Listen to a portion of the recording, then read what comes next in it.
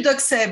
Bienvenue Christy. Alors aujourd'hui, on parle d'un sujet qui est tendance, mais en même temps très grave. Il est plus rare d'ailleurs d'entendre parler de la perversion narcissique au féminin.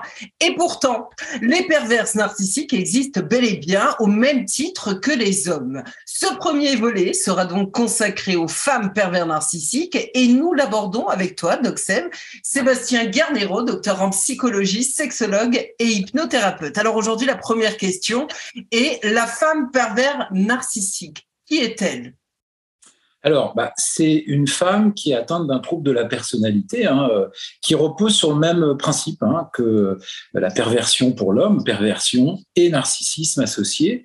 Et ça va se traduire par ce besoin d'être admiré inlassablement, dans une quête effrénée de reconnaissance, qui peut tourner à l'obsession, d'ailleurs pour la femme notamment, et l'utilisation assez continue de mécanismes de perversion, de manipulation, besoin de satisfaire ses désirs, et surtout aux dépens de l'autre. Alors, ce qui est particulier, c'est bien que les pervers narcissiques soient souvent des hommes, il y a quand même, alors certains disent qu'il y a 50% de femmes. Bon, on n'a pas vraiment d'études là-dessus, mais en tout cas, c'est quand même 2% de la population à peu près qui sont pervers, hommes ou femmes, et c'est pas uniquement réservé aux hommes, contrairement à ce qu'on croit. Il y a effectivement des perverses narcissiques qui sont nombreuses, alors dans la sphère professionnelle, amicale, amoureuse, et avec, je dirais, des catégorisations un petit peu spécifiques, ou en tout cas des spécificités par rapport aux hommes. Elles sont des séductrices hors pair, c'est vraiment ça les caractérise. Elles ont besoin d'afficher leur réussite en général, et le sexe peut être une arme pour elles, de contrôle pour les hommes. Aussi des airs de femmes souvent un peu fragiles, mais en réalité, elles sont très dominantes dans, je dirais, leurs caractéristiques et leurs spécificités. Alors, peut-on dire, Doc, que leur personnalité complexe les rend difficiles à identifier ? Alors, c'est parce qu'elles ont un visage multiple, de même que les hommes. Elles ont je dirais, une personnalité un peu caméléon, et c'est ce qui fait la difficulté. Alors, d'autant plus qu'on l'attend moins de femmes. On imagine difficilement la représentation d'une femme qui exercerait une forme de violence psychologique à l'endroit des hommes ou de leur entourage professionnel, voire même parfois physique. Ça peut arriver. Et la personnalité, effectivement, elle est complexe parce qu'elle est multiple. Elle est caméléon, elles sont à la fois manipulatrices, elles sont séductrices, souvent séduisantes, sympathiques de premier abord, mais en même temps très vite autoritaires et tyranniques. Elles peuvent paraître aussi parfois un peu timides, mais elles feignent en général, bien qu'elles soient souvent extraverties. Elles ont tendance à passer rapidement d'une personne agréable en public à un bourreau dans le privé, un tyran, une petite femme, je dirais, qui est tyrannique avec l'ensemble de son univers, et elles peuvent endosser tout à fait le rôle de perverse narcissique à tout moment. Alors, les hommes victimes ont tendance à se confier, à se taire par honte, et ils se confient pas trop, un peu, mais pas trop, parce que c'est souvent un peu honteux pour eux, quelque part. Et souvent, elles jouent le rôle de la parfaite épouse aux yeux des autres, de la femme idéale ou de la mère idéale, même parfois. Et on voit clairement chez elles cet appât aussi du gain. Ce sont des personnes qui recherchent aussi la manne financière. Ça, c'est quelque chose d'assez caractéristique aussi pour les femmes perverses narcissiques. Et elles multiplient en général les relations extra-conjugales pour satisfaire leur narcissisme, tout en étant extrêmement possessives avec leur mari ou leur conjoint du moment. Donc, c'est vraiment ce qui les caractérise quand même. Une femme pervers narcissique, est-ce qu'elle va choisir un métier, par exemple, où on doit faire preuve d'empathie, comme infirmière ? Alors, on peut en retrouver dans certaines catégories de métiers, par exemple d'infirmières, même si elles sont plus rares. Mais dans ce cas-là, ça va être l'infirmière qui va être une dominatrice, qui va se servir des patients ou même de ses collègues pour, je dirais, sa propre vanité, pour son plaisir personnel, et elle va toujours se faire mousser aux dépens des autres. Mais on va les retrouver dans toutes les catégories socio-professionnelles. Il n'y a pas forcément une catégorie plus qu'une autre. C'est vraiment une attitude envers les autres qui est assez caractéristique chez elle. J'aurais cru justement qu'un pervers ou une perverse narcissique aurait choisi un métier qui allait un petit peu avec cette pathologie finalement, mais là tu nous dis le contraire. Ils peuvent être dans tous les corps de métier. Exactement, exactement. Je dirais qu'elles vont utiliser les outils qu'elles peuvent avoir, que ce soit le métier, la famille, leur conjoint, essentiellement pour se valoriser, se narcissiser, et puis aussi pour détruire l'autre et le soumettre. C'est vraiment, je dirais, assez classique. Alors comment se comporte une femme narcissique ? Alors, elle va procéder différemment, par exemple par rapport aux hommes, dans le sens où son arme n'est pas forcément d'emblée qu'elle en impose physiquement. Elle en impose surtout psychologiquement et par sa désirabilité, cette façon qu'elle a particulière de rentrer dans la relation et de laisser croire à l'autre qu'elle est exceptionnelle, qu'elle a quelque chose en plus, qu'elle est différente. Et elle va créer un lien, très rapidement, un lien qui va créer cet attachement initial par la sexualité, par cet amour un peu plus profond, plus passionnel que d'autres. Et ensuite, c'est l'attaque. Qui va arriver une fois que la personne va être sous son emprise et elle va créer très rapidement cette dépendance de l'autre. Voilà. Et c'est petit à petit qu'elle va commencer à isoler son partenaire, l'isoler de ses amis. Ses amis ne sont pas assez classe pour elle, ni pour lui d'ailleurs. Sa famille ne le mérite pas. S'il a des enfants, ils ne sont pas tellement intéressants et à la limite autant s'en passer puisque on a une relation exceptionnelle tous les deux. Donc c'est un petit peu son leitmotiv d'isoler pour mieux contrôler l'autre. Et puis ensuite, on va arriver à la destruction progressive en critiquant, en le dévalorisant et en même temps en étant parfois, je dirais, très minaudante et à d'autres moments très cassante. Donc, des caractéristiques qu'on voit quand même dans cette multiplicité de ce visage de la perverse narcissique. Alors justement, quelle est son attitude vis-à-vis d'autrui ? Alors, elle a, de même qu'elle a, je dirais, une complexité de la personnalité, elle a de multiples visages. Elle va être tantôt très charmeuse et séduisante, tantôt manipulatrice, voire arrogante, tantôt douce et attentionnée, plus que de raison presque, tantôt autoritaire et colérique. Cette femme perverse, elle va utiliser en réalité plusieurs comportements souvent contradictoires pour déstabiliser, je dirais, alors souvent son conjoint, la personne sur laquelle elle a jeté son dévolu, dans une emprise totale, dans l'idée de le confusionner au niveau de l'esprit et de le contrôler. Et elle va avoir tendance à changer très rapidement, je dirais, de visage. D'ailleurs, on peut parfois les confondre avec d'autres problématiques comme des troubles borderline parfois, ou de la bipolarité ou de la cyclothymie. Mais chez elle, il y a vraiment une durabilité, une intention, un calcul qui est tout à fait particulier. C'est vraiment de soumettre l'autre, de l'humilier, que l'autre soit sous son emprise, et puis de s'approprier finalement ce côté peut-être chaleureux, empathique, généreux que peut avoir son partenaire. Alors, est-ce qu'on pourrait dire qu'une femme pervers narcissique a beaucoup de mal avec son image ? Que pense-t-elle d'elle ? Quelle image a-t-elle d'elle-même, justement ? Alors, déjà, elle est égocentrique, donc elle ramène tout à elle. Tout tourne autour d'elle. Ça doit être le rayon de soleil pour tout le monde. Si ce n'est pas le cas, c'est la pluie et le tonnerre autour d'elle. Elle est dominante. Et par rapport à, je dirais, son attitude ou son image qu'elle peut avoir, c'est une image qui, en réalité, n'est pas bonne en tant que telle. C'est-à-dire, elle ne se suffit pas à elle-même. Elle a toujours besoin des autres pour exister, pour vivre. C'est les autres qui lui donnent sa consistance. Elle les vampirise finalement d'une certaine façon, s'appropriant leurs qualités, mais aussi par leur regard. Elle a beaucoup besoin du regard des autres, de l'attention, d'être toujours celle qu'on voit. D'ailleurs, à la différence de personnalités hystériques uniquement, qui vont chercher le regard, il y a un calcul. C'est rechercher le regard pour mieux maîtriser l'autre, mieux, je dirais, s'accaparer l'autre et qu'il soit sous son emprise. Alors, elle a, dans son trouble de la personnalité, effectivement une sensibilité particulière aussi au regard de l'autre. C'est aussi son point faible. C'est-à-dire que si l'autre ne la regarde plus suffisamment, c'est la tyrannie et c'est la destruction, puis la réconciliation à d'autres moments.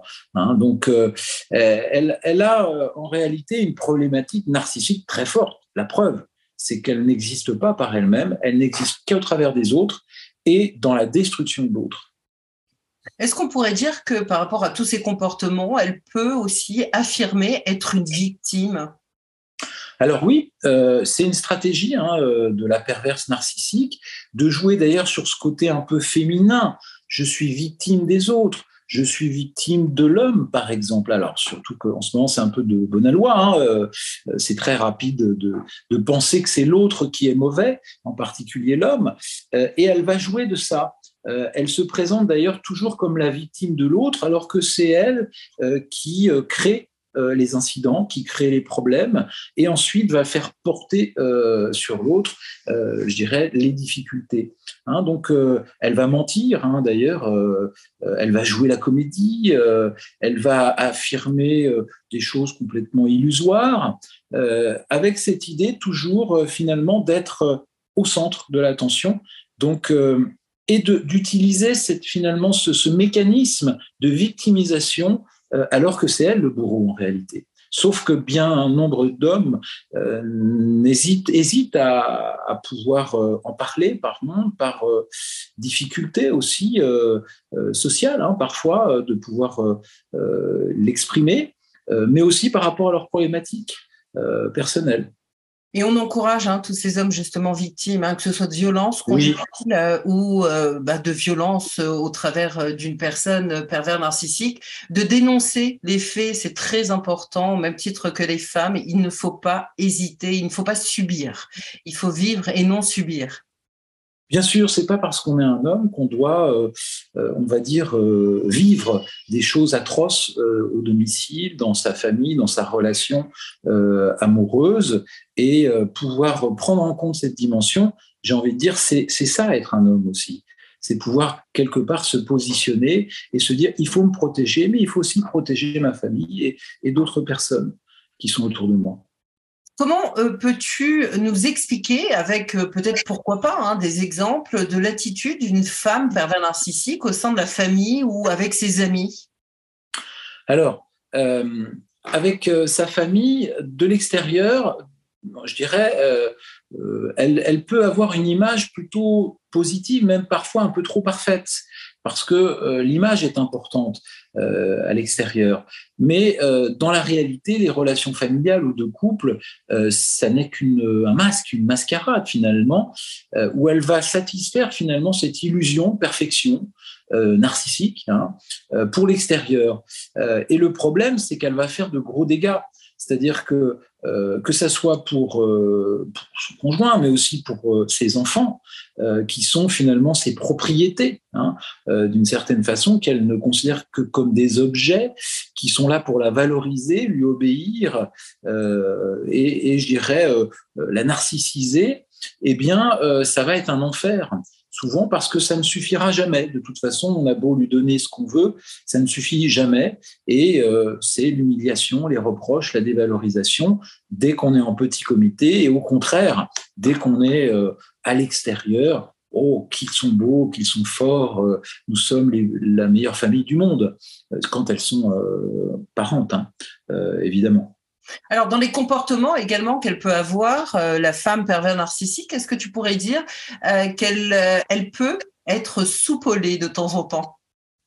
Alors oui, c'est l'une des caractéristiques, d'ailleurs, le côté soupolé, même si on l'emploie plutôt de façon générique comme ça, elle le fait de façon très active, où elle va souffler le chaud et le froid, dans des communications qui sont toujours paradoxales, assez floues, contradictoires, et qui vont parfois complètement changer en fonction des personnes et même en fonction des situations. D'où le côté caméléon de sa personnalité. Elle ne va pas supporter aussi parfois que tout aille bien. Et elle va gâcher tout d'un seul coup. Parfois aussi, elle va se mettre à valoriser et ensuite à dévaloriser l'après-midi, alors que le matin, tout allait bien. C'est vraiment une de ces caractéristiques qui fait qu'elle a un côté insaisissable et que la personne, elle est tellement confuse qu'elle finit par se demander si c'est pas elle qui n'a pas bien parlé, qui ne s'est pas bien comportée, etc. Pourrait-on dire qu'une personne, et en l'occurrence, là on parle des femmes pervers narcissiques, est capable de pouvoir faire des compliments à son partenaire, à sa famille, à ses amis? Alors oui, on va dire que c'est même une de ses armes, le compliment, mais j'ai envie de dire c'est plus le compliment, ça a quelque chose de positif. On complimente quelqu'un parce qu'il a réussi quelque chose. Elle, c'est plutôt l'art de la flatterie. Elle va flatter quand elle sent que l'autre commence un petit peu à lui échapper. Elle va recommencer à le séduire. Elle va user de cette arme-là et se montrer ensuite plus critique, évidemment. Elle le flatte dans un premier temps pour à nouveau la pâter. Et puis ensuite, quelques temps après, une fois qu'elle va avoir l'impression que ça y est, c'est acquis, elle va déstabiliser l'autre. Et là, on n'est plus dans la flatterie, on va être dans la dévalorisation perpétuelle. Parce qu'il y a quand même cette problématique d'empathie.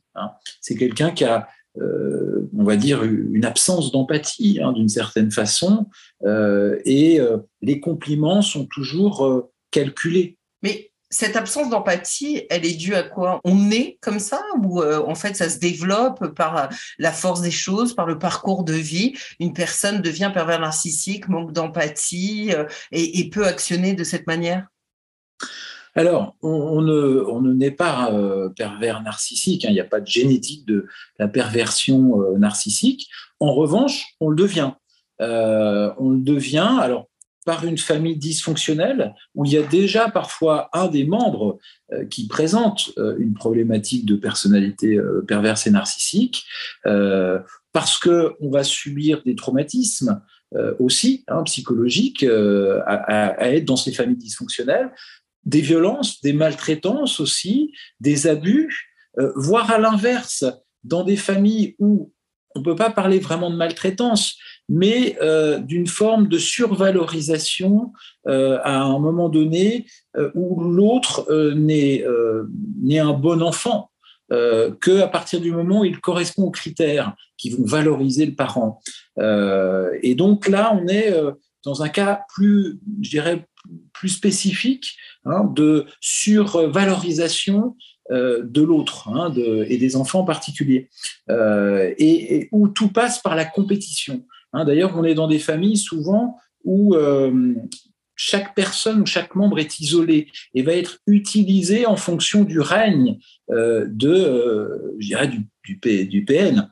C'est lui qui va driver et qui va être l'autorité suprême avec un dieu, quelque part, l'image d'un dieu tyrannique qui est là pour faire la pluie et le beau temps. Et finalement, c'est l'arbitraire. Et l'enfant, dans ces moments-là, ne va plus être amené à être considéré comme en construction, mais juste servir cette personne. Donc, on a tous ces cas de figure, sachant que chaque histoire est différente. Mais il ne faut pas se laisser non plus trop appesantir par ces origines de la perversion narcissique, parce que ça peut être utilisé comme une arme pour certains pervers qui vont forcer le trait aussi. Mais c'est sûr qu'on va retrouver quand même dans les figures parentales ou dans le mode d'éducation ou dans les expériences qui vont être développées des problématiques d'abus, de maltraitance diverses et variées et de mécanismes, je dirais, psychologiques où on va survaloriser des antivaleurs. Le fait, par exemple, de réussir au détriment des autres. des choses comme ça. Alors, est-ce qu'on peut dire qu'une femme pervers narcissique est violente ou peut le devenir? Alors, par rapport à la violence, du fait qu'elle est une femme, en général, la violence va être moins physique que psychologique. En revanche, son arme, ça sera la violence psychologique, qui sera sûrement la plupart du temps plus subtile que pour les hommes. Encore qu'on voit aussi une certaine violence chez ces femmes qui présentent ces problématiques-là, quand elles se sentent débordées et quand elles sentent que leur emprise ne fonctionne plus, il peut y avoir un débordement par cette violence-là, mais qu'elles vont automatiquement justifier par, je dirais, la faute de l'autre, par la blessure narcissique qu'elles ont reçue, par le fait que l'autre ne les comprend pas, qu'elles sont victimes. Donc, elles vont justifier leur violence en se victimisant. C'est tout le paradoxe, effectivement. Alors, peut-on cependant leur attribuer certains signes communs semblables à leur homologue masculin, Doxem? Alors, oui, il y a des signes tout à fait communs. Bon, déjà, la manipulation. Ce sont des artistes de la manipulation, des spécialistes, je dirais, de toutes les stratégies qui vont de confusionner l'autre à employer des messages paradoxaux, à avoir un discours flou, souvent, à pouvoir promettre, à mentir, à manier, on va dire, l'art subtil de l'omission aussi, et je dirais, à s'engager dans des choses qui ne tiendront jamais. D'ailleurs, c'est tout la problématique de la victime, c'est qu'elle va toujours plus ou moins croire que cette personne peut prendre conscience de ses difficultés, peut s'améliorer. Qu'est-ce qui importe le plus à une perverse narcissique? Alors, ce qui lui importe le plus, c'est d'exercer finalement son pouvoir sur l'autre, son pouvoir, son emprise, de créer cette forme de dépendance autour de l'autre et, je dirais, de manier finalement l'art du sadomasochisme moral. En tout cas, avec l'autre, c'est vraiment quelque chose qui va être un de ses moteurs. Et puis, évidemment, se servir de l'autre pour sa survalorisation, pour s'approprier aussi les qualités de l'autre dans une forme de vampirisation psychique de l'autre.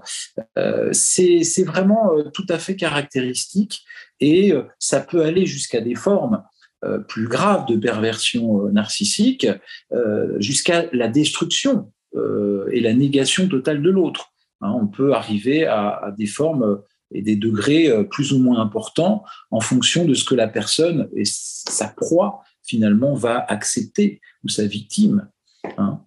Alors, avant de parler des conséquences sur son partenaire, car on arrive sur la fin de l'émission, mais avant cela, parlons des enfants. Comment se comporte une perverse narcissique avec les enfants, alors ses propres enfants ou les enfants de son entourage? Alors, avec alors comme je disais, c'est souvent une personne qui va montrer à l'extérieur un comportement qui serait exemplaire. On va dire pour la parade, pour le côté vitrine. En réalité, c'est l'inverse d'une personne structurante pour ses enfants, puisqu'elle va créer un climat d'insécurité pour ses enfants. Le message paradoxal en tant que tel, je t'aime et en même temps je te rejette, va créer cette forme d'insécurité qui est tout à fait essentielle pourtant pour les enfants, qui crée cette base d'attachement tout à fait importante. Donc il y a une vraie toxicité finalement de la mère manipulatrice. Alors ce d'autant plus qu'elle représente a priori, je dirais, cette matrice de sécurité, cette matrice, on va dire, de repère pour l'enfant.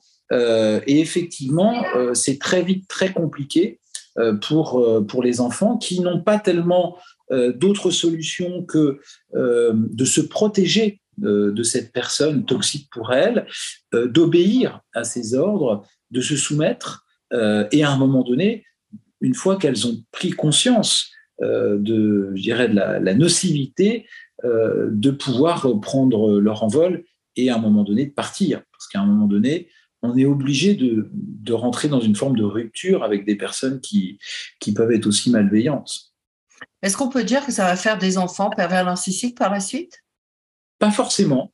Pas forcément, il n'y a pas forcément de réplication.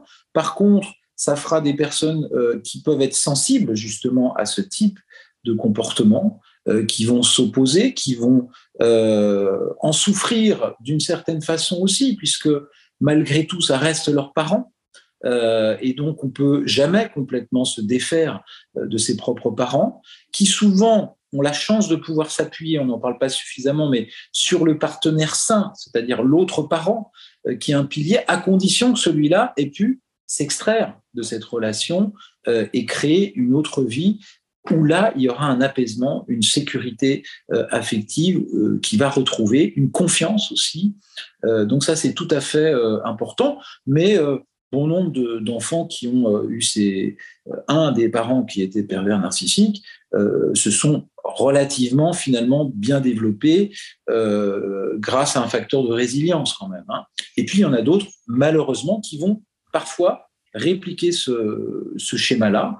Ça arrive effectivement dans leur relation intérieure adulte, amoureuse ou autre. Donc il y a aussi ces destins-là. Il y a plusieurs destins. Il y a la résilience, il y a l'opposition à ce phénomène, on va militer contre par exemple, et puis il y a aussi la réplication, la reproduction finalement de ce schéma. Alors on arrive justement sur la fin de l'émission, très bonne transition Doc Seb. Quelles sont les conséquences sur son partenaire? Alors les conséquences à terme, alors déjà à court terme ça va être la dépendance. Hein, souvent, il va y avoir une forme de dépendance psychique, affective, qui va se créer. Ensuite, on va arriver à une phase de dévalorisation de soi, un déficit de son estime, qui va engendrer petit à petit des angoisses, du stress, parfois des troubles psychosomatiques, donc avec des mal au ventre, des mal de tête, on n'en peut plus, on se sent vidé, on n'a plus de force, etc. On se sent bon à rien, des dépressions, des phénomènes de burn-out aussi, quand c'est dans le milieu professionnel, enfin des conséquences qui sont quand même désastreuses pour sa santé mentale et physique hein, aussi. C'est pour ça que c'est tout à fait nécessaire de pouvoir, je dirais, prendre conscience qu'on est dans ce type de situation, parce que souvent on prend conscience assez tard, de pouvoir faire appel à des ressources, à des amis, aussi à des professionnels, parce que c'est quand même parfois un long chemin pour pouvoir se détacher finalement de cette problématique. Alors, ce d'autant plus qu'on y est resté longtemps. Donc, c'est tout à fait important, cette aide et ce soutien professionnel. Et puis, c'est utopique de penser qu'un pervers narcissique peut changer. Alors, oui, j'ai envie de dire, tout professionnel de santé, spécialiste hein, dans le domaine, on va dire, psychopathologie, clinique, etc., vous dira que c'est une structure de personnalité qui est très stable en réalité et que de ce fait-là, on ne va pas le changer en tant que tel, que quand on va créer un dispositif, je le dis parce que j'en connais qui créent des dispositifs pour des pervers narcissiques, pour qu'ils puissent s'en changer, mais ça ne fonctionne pas en réalité. C'est une façon d'instrumentaliser aussi le dispositif thérapeutique pour laisser croire à la victime qu'elle va changer en tant que telle et pour manipuler à nouveau. Hein. Et finalement, la victime se retrouve dans la situation où elle met son destin dans les mains de son bourreau qui lui dit qu'elle va changer. Donc, il n'y a pas de changement possible en tant que tel, fondamentalement. Hein. Alors, c'est aussi reconnaître une certaine humilité pour les professionnels. Il y a des structures de personnalité qui sont comme ça. Et pourquoi ils changeraient puisqu'ils n'en ont que des bénéfices, hein, puisqu'ils ont toujours une position dominante quasiment dans le couple, dans la famille, et que contrairement à la névrose, le névrosé, il souffre en tant que tel. Le pervers ne souffre pas, il en tire des avantages. Les seuls moments où il pourrait y avoir une fenêtre d'ouverture, c'est quand il commence à souffrir, quand il peut avoir des phénomènes plus ou moins dépressifs. Mais ça ne va pas forcément aller dans le sens de s'améliorer, ça va le rendre plus aigri et plus hargneux, souvent. Donc, une seule solution, finalement, c'est fuir. Exactement. Il n'y en a pas d'autre. Et se faire pour pouvoir fuir aussi et rompre et pouvoir se reconstruire. Je pense que ça, c'est tout à fait essentiel. On rappelle à tous les hommes qui nous regardent aujourd'hui qu'il ne faut pas hésiter. On les encourage à dénoncer ces faits ou en tout cas à en parler et surtout à partir, même si c'est facile à dire, mais il faut aussi prendre conscience que sa vie peut être en danger face à des personnalités de ce style. Exactement. Tout à fait. C'est tout à fait important pour les hommes qui hésitent parfois et pensent que c'est un aveu de faiblesse. Au contraire, c'est plutôt un aveu de force que de pouvoir se départir d'une influence et une emprise destructrice. Très bien, merci Doc Seb, merci beaucoup. On se retrouve très rapidement pour une prochaine émission. Sébastien Guernero, docteur en psychologie, sexologue et hypnothérapeute. Merci. Merci, à très bientôt.